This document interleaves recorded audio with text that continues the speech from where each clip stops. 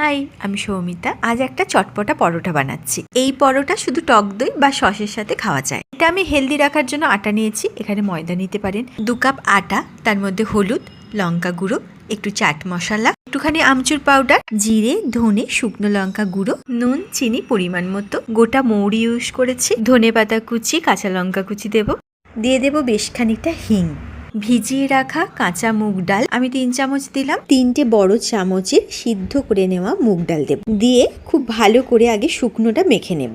আমি এখানে কোনো রকম তেল ইউজ করিনি। আপনারা যদি চান ময়ানে একটু তেল দেবেন তাহলে দিতে পারেন। শুকনো অবস্থায় ভালো করে মেখে নিয়ে তারপর আমার মনে হয়েছে একটু জল দিতে হবে, তখন একটু জল দিয়ে আমি এই রকম শক্ত শক্ত করে একটু মেখে নিয়েছি। মেখে আমি এই ডোটাকে বেশ খানিকক্ষণ 1-1.5 ঘন্টা রেস্ট দিয়েছি। তারপরে আটার গুঁড়ো দিয়ে আমি হালকা হাতে এগুলোকে বেলে নেব। আপনারা এটা বাচ্চাদের টিফিনে বা বড়রাও টিফিনে খেতে পারেন। এর সাথে যদি কোনো চাটনি খেতে ইচ্ছা করে তাহলে ধনেপাতা, একটু কাঁচা লঙ্কা আর পুদিনার চাটনিটা করতে পারেন। এটা খুব ভালো লাগবে এই পরোটার সাথে, কিন্তু আমার কাছে ছিল না, তাই আমি দই দিয়ে সার্ভ করেছি। বিশ্বাস করুন, দই দিয়েও কিন্তু খেতে ভালো লাগে। যারা বাইরে যাও ঘুরতে তাদের জন্য এটা খুব ভালো। তাহলে বাইরে থেকে ওই বেশি দাম দিয়ে বেশি তেলযুক্ত খাবারটাকে কিন্তু অ্যাভয়েড করা যায়। তাহলে আর কি, বাড়িতে বানিয়ে ফেলুন। কেমন লাগলো আজকের রেসিপি জানাবেন কিন্তু। ভালো থাকবেন।